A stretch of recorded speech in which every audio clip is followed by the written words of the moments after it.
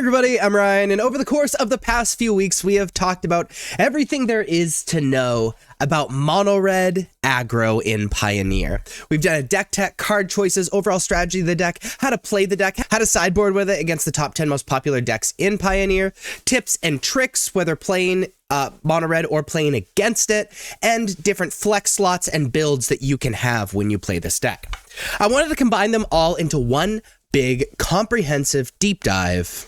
Enjoy. So this is the Pioneer Mono Red deck. The overall strategy of the deck is obvious. Defeat your opponent as fast as possible, and nearly every card in the deck attempts to contribute to that. So let's just go card by card and talk about the roles of each one of the cards. So we have a whole bunch of mountains, obviously, like casting spells and stuff. We're playing 2 Mutavaults. Mutavault is a little annoying because, this is pretty red intensive, especially since we have so many red 1-drops, so Mutavault can be kind of tough. However, it being an additional creature that's really, really cheap to activate and attack with is awesome. Also, it being a mouse matters because we have some mouse synergies happening here with like Manifold Mouse and whatnot. We're playing a single Ramunap Ruins. Ramunap Ruins can add a colorless mana, or you can tap it and pay 1 life to add a red mana. You can pay 4 mana, tap it, and sacrifice a desert, so itself. Have it deal 2 damage to each opponent. You're not giving up too much playing 1 or 2 of these Ramunap Ruins. And sometimes they can just win you the game by giving you that last little extra bit of reach that you might need. We're playing 4 Rockface Village, which is our best land. This is a land that comes in untapped, that taps for a colorless. You can tap for a red to have it cast a creature spell, and you can pay a red and tap it to have target lizard, mouse, otter, or raccoon you control get +1/+0 and gain haste until end of turn. You activate it only as a sorcery. Now, the reason this card is super, super good is things getting haste and getting +1/+0, that's great. But the reason this card is good is because of Valiant. Valiant triggers is kind of like Heroic, except for it's with abilities as well. Valiant triggers whenever it becomes a target of a spell or ability you control, which means that every single turn, just by tapping Rockface Village and paying 1 mana, we can trigger the Valiant on Heartfire Hero and Emberheart Challenger, in addition to giving them +1/+0 and haste. In Manifold Mouse, we can get +1/+0 and haste. It's just so powerful. We're playing 4 Burst Lightning. Burst Lightning is a shock. However, we can pay it for 5 mana and have it deal 4 damage instead to everything. This mostly gets things out of the way, but can often be that last bit of damage you need to win the game. We're playing 3 Grease Wrench Goblin. This is a 1 mana 2/1, so already aggressively costed. However, we can pay 3 mana and exhaust it to discard up to 2 cards, then draw that many cards. So this allows us to filter out cards that aren't necessarily very good in whatever situation that we're in later in the game. Plus, we put a +1/+1 counter on it, and so it kind of almost levels up. Allows us to discard extra lands, creatures we can't cast, etc., etc. We're playing 4 Heartfire Hero, one of the best cards in the deck. This is a 1 mana 1/1 mouse with Valiant. Whenever it becomes the target of a spell or ability you control for the first time each turn, put a +1/+1 counter on it. And when it dies, it deals damage equal to its power to each opponent. So obviously the goal of Heartfire Hero is target it with something every single turn. So we have Rockface Village, we have pump spells like Monstrous Rage, we have Manifold Mouse, all in the deck to target Heartfire Hero to pump it up, because then if your opponent deals with it, you get to deal damage to the face, so it makes it really awkward to block as well. We're playing 4 Kamano Faces Kakazan.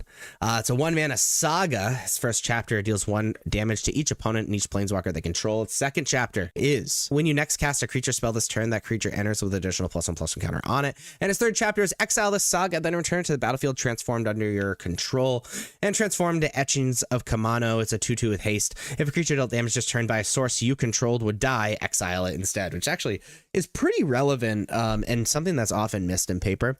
Just a very aggressive card that rewards you for, again, being aggressive and playing a bunch of creatures.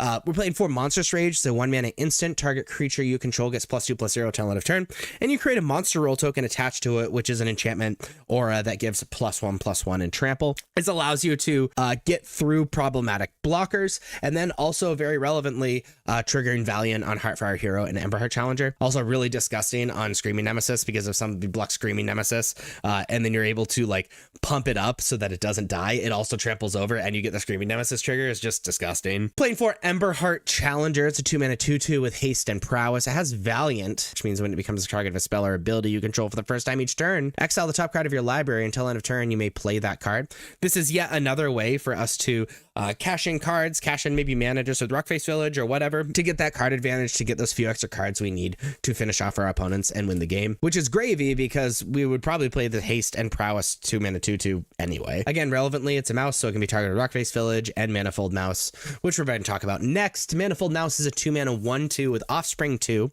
which means you can pay an additional 2 and have a 1/1 token copy of it enter as well. At the beginning of combat on your turn, target mouse you control gains your choice of Double Strike or Trample until end of turn, which means if you have Manifold Mouse and maybe even an Offspring, every single turn you can target Heartfire Hero and triggers Valiant and even give it Double Strike or Trample. Normally you're picking Double Strike. Every single turn you can target Heartfire Hero and get that additional card, and again give it Double Strike, which is a really big deal every single turn. So Manifold Mouse combining with Heartfire Hero and Emberheart Challenger is simply disgusting. And remember, it's a mouse itself, so it can target itself too, which is pretty relevant alongside like Monstrous Rage and stuff. Playing 2 Bone Crusher Giant. Bone Crusher Giant is a 3-mana 4/3. Whenever it becomes target of a spell or ability, it deals 2 damage to that spell's controller, so it's just like really solid. However, its adventure side is Stomp, which is damage can't be prevented this turn. Stomp deals 2 damage to any target. Damage can't be prevented can be really relevant, but it gets things out of the way and it's a creature itself. We love it. Screaming Nemesis is a 3-mana 3/3 with haste.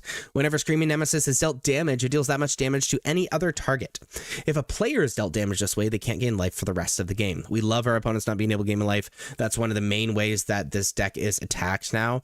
Screaming Nemesis is incredibly difficult to block. Also, especially under the threat of like Monstrous Rage or things like that, it's just like super, super disgusting. We're playing 2 Witchstalker Frenzy. Witchstalker Frenzy is a 4-mana instant that deals 5 damage to target creature, but it costs 1 less to cast for each creature that attack this turn, which means in this deck, it very often costs 1 and can get problematic blockers with big butts out of the way. And we're playing 4 Sunspine Links is a 4-mana 5/4. Players can't gain life, damage can't be prevented.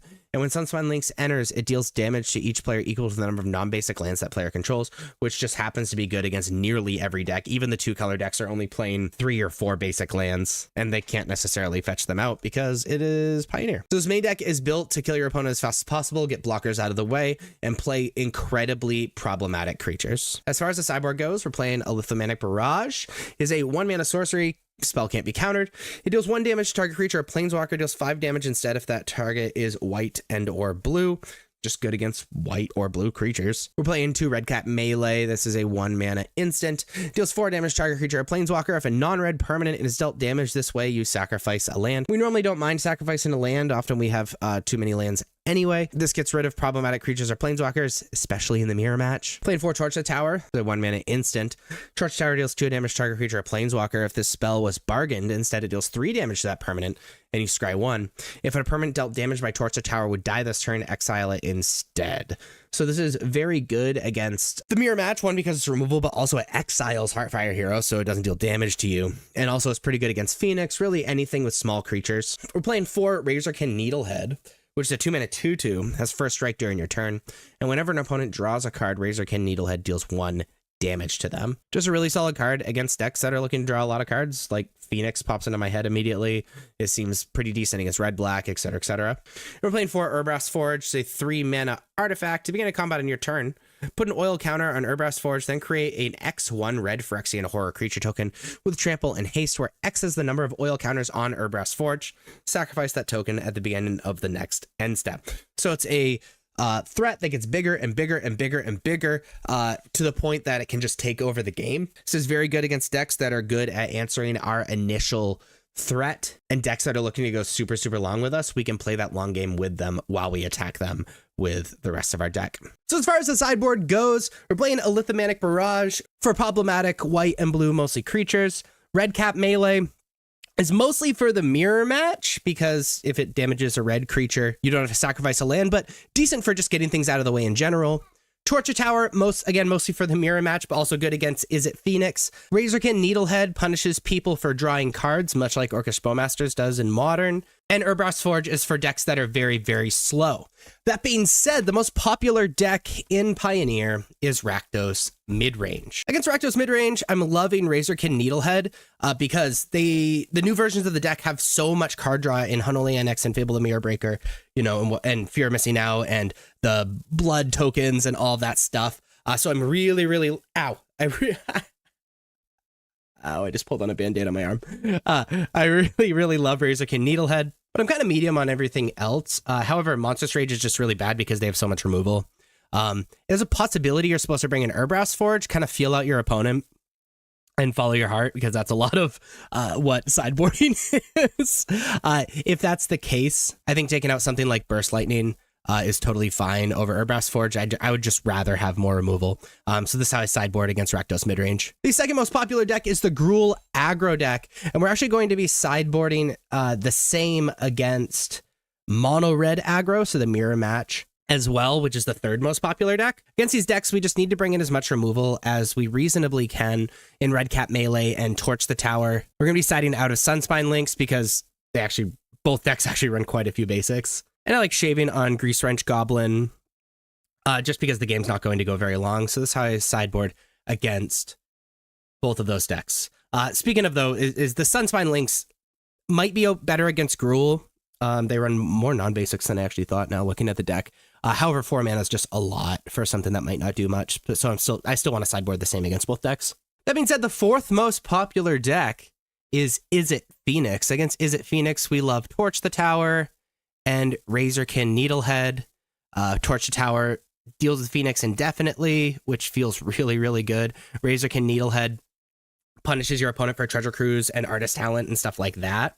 I am not the biggest fan in the world. Burst Lightning, however, I think Monstrous Rage is worse because they aren't looking to block, and Monstrous Rage is just really good against blockers. And Witchstalker Frenzy really isn't getting anything out of the way, which means we keep 2 Burst Lightning in, and that's totally fine. And that's how I'm going to sideboard against It Phoenix. The fifth most popular deck is Dimir Aggro. Against Dimir Aggro, we're loving Lithomanic Barrage. Torch Tower is also excellent against this deck. We need to make sure we have as much removal as possible. We're siding on a Monstrous Rage. This aggro deck doesn't block very much. And the Grease Wrench Goblin, the aggro mirrors Grease Wrench is a little bit worse. So I'm a sideboard against Dimir Aggro. The sixth most popular deck is Azorius Control. And we're going to be bringing in Urbrass Forge because the game is certainly going to go long. And the issue is there's a lot of cards that we're looking to side out. This is the only card that's like insane. We really, really want it against this deck. But Monstrous Rage is pretty bad because they aren't looking to block. We'd rather just have the creatures.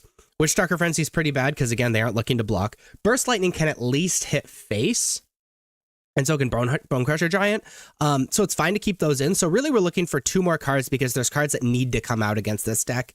And Razorkin Needlehead is totally fine to fill that role. And so this is how I'm going to sideboard against Blue Eye Control. The 7th most popular deck is the Nykthos Ramp deck. Against this deck, Razorkin Needlehead literally stops them from comboing because they need to be drawing cards off of Kiora or Outcast or Trailblazer, which is hilarious. And we're going to be siding out of Sunspine Links. They just run way too many forests for it to actually matter. And so this is how I'm going to sideboard against Nykthos Ramp.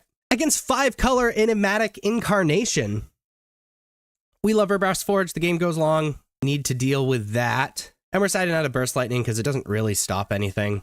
And this is how I'm going to sideboard against 5-color Enigmatic Incarnation. The 9th most popular deck is Jund Sack. Against Jund Sack, there's nothing really in our board that we really want against this deck. However, Monstrous Rage is horrible against this deck because they just have so much removal. And so I like bringing in the Torch the Towers over Monstrous Rage just because it can get some blockers out of the way and can deal with a Naked Cauldron Familiar very quickly. So this is how I'm a sideboard against Jund Sack. And the 10th most popular deck in Pioneer is Mardu Greasefang. Against Mardu Greasefang, I like Red Cap Melee, even if it means we sacrifice a land. If we can interrupt the Greasefang combo, I think that's very important. Also, it can hit Fear of Missing Out and Blood Tithe Harvester without sacrificing a land, so I think it's totally fine. And really, that's all I really want against this deck. I think we just take out a few Burst Lightning because it kills so much less against the deck. And this time I'm a sideboard against Mardu Greasefang. So this is Pioneer Mono Red, but more specifically, this is Pioneer Mono Red, like the non-flex locks, the cards you're pretty much bought into playing. It's these 53 cards in the main deck and these 7 cards in the sideboard. But that's not what this video is about. This video is about what do you play in the 7 slots that are missing in the main deck and the 8 slots that are missing in the sideboard. Well, these are your options in order to make your very own build of Mono Red Aggro in Pioneer. You're going to be selecting 7 of these 29 cards in the main deck and 8 of these 21 cards in the sideboard. So let's talk about them. First off, you're going to be selecting between 1 and 3 lands. These Mono Red decks have been going up to 23 lands. There's only 20 that are like you absolutely have to play. You can play 1 Den of the Bugbear. Den of the Bugbear is a land where if you control 2 or more lands, Den of the Bugbear enters tapped, and it taps for a red. So if you play it in the early turns, Den of the Bugbear is totally fine in our deck. But we can play 4 mana until end of turn. Den of the Bugbear becomes a 3/2 red goblin creature. Whenever this creature attacks, create a 1/1 red goblin creature token that's tapped and attacking.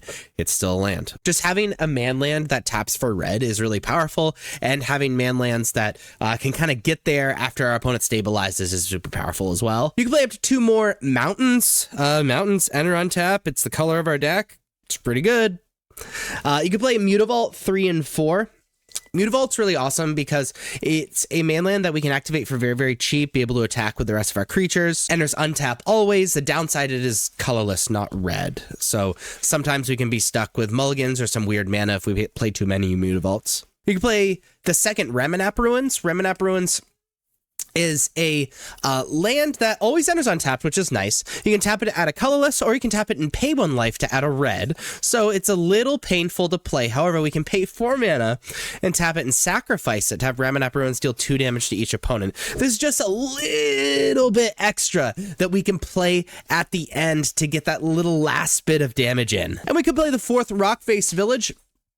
Entering untapped, you can tap it to add a colorless mana, or you can tap it to add a red mana, but you can only cast creature spells with that red mana. And you can pay 1 red and tap it to have target lizard, mouse, otter, or raccoon you control get +1/+0 and gain haste until end of turn, activate only as a sorcery. So there's a pretty significant downside with this card. We are playing mostly creatures, so often it isn't a downside.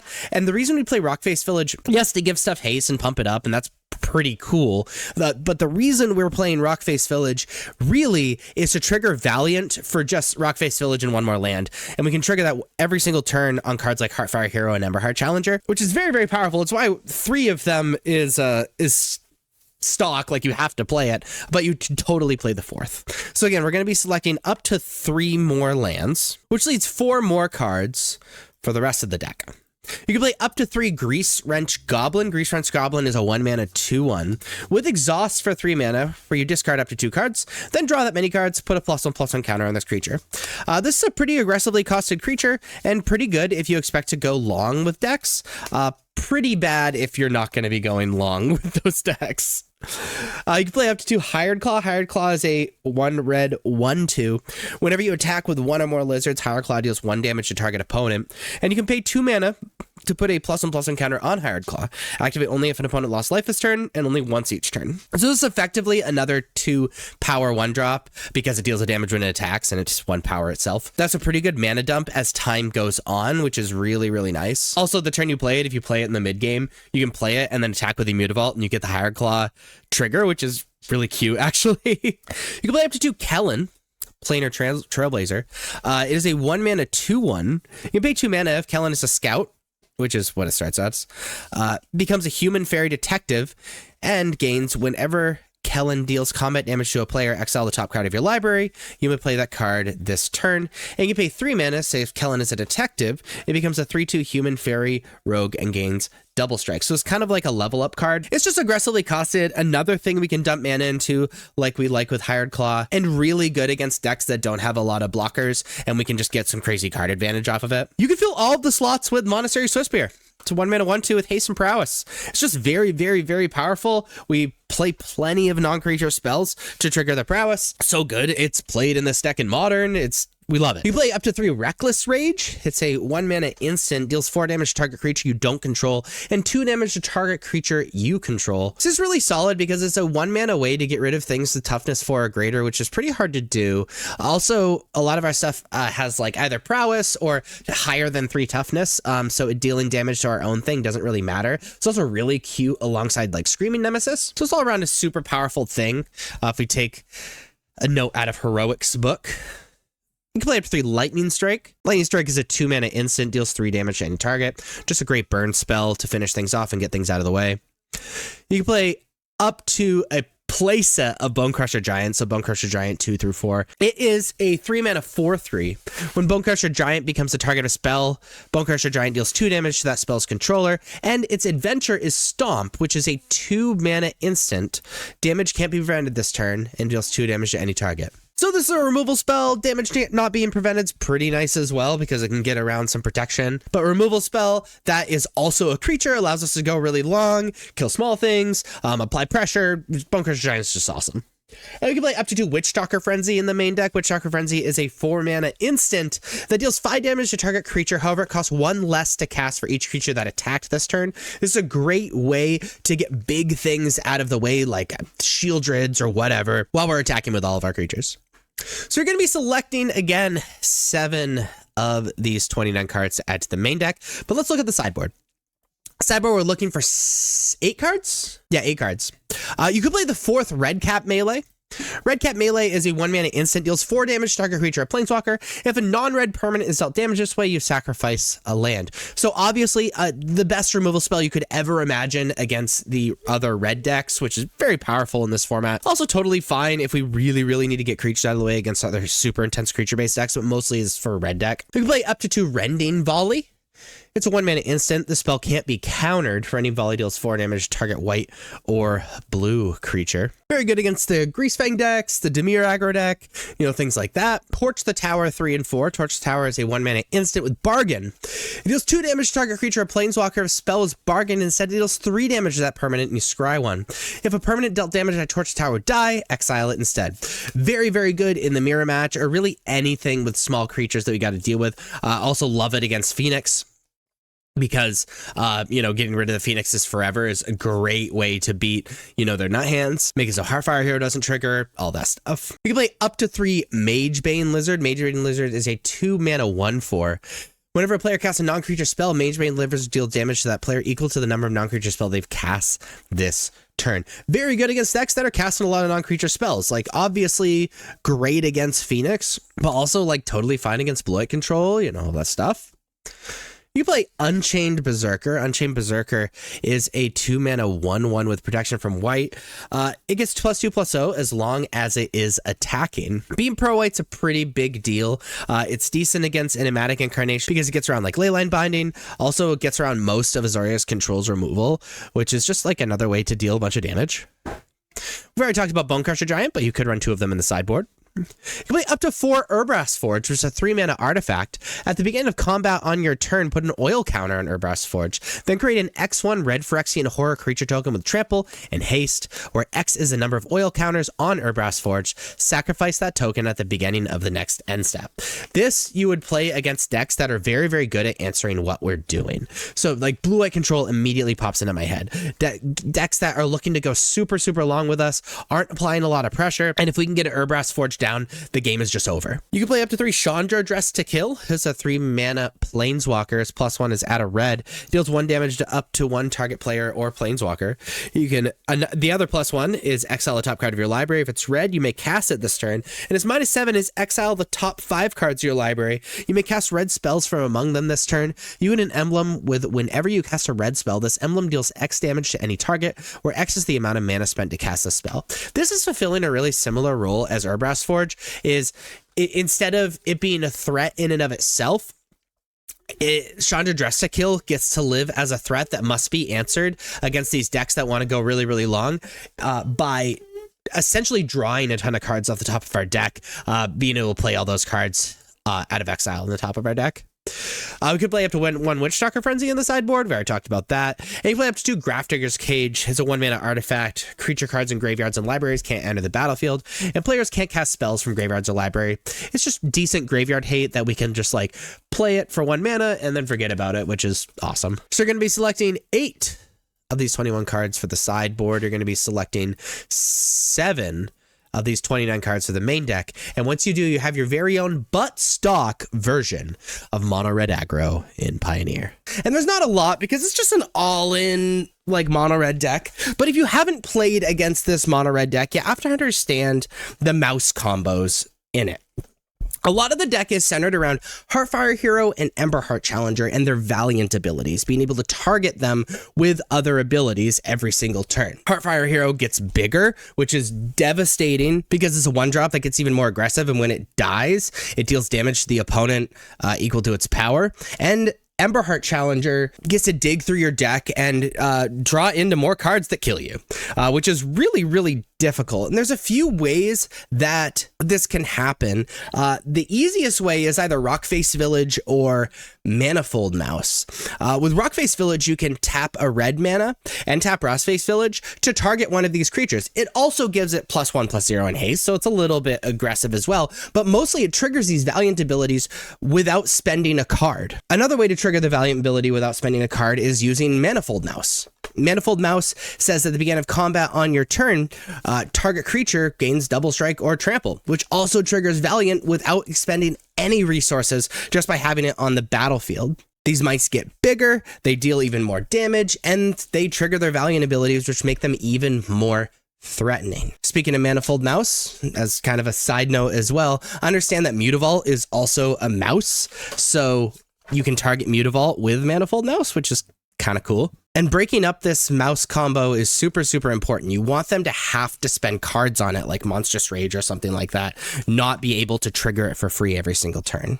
Besides understanding the mouse combos, really the only other important synergy that you need to know about is Witchstalker Frenzy and Screaming Nemesis. Screaming Nemesis is already very difficult to block, and Witchstalker Frenzy's big issue in the deck is that it only hits creatures, so it's only good against creatures that are looking to block. You know, you can attack, deal a bunch of damage, and then target Screaming Nemesis with Witchstalker Frenzy and redirect that 5 damage to the opponent. So it's a way to deal direct damage with Witchstalker Frenzy, and 5 damage for what is often 1 mana is absolutely disgusting. But besides that, it's an aggressive red deck.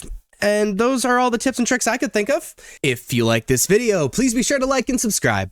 Check me out on social medias. Links are above me and in the description. Thank you so much for watching. I'll see you next time. Bye-bye.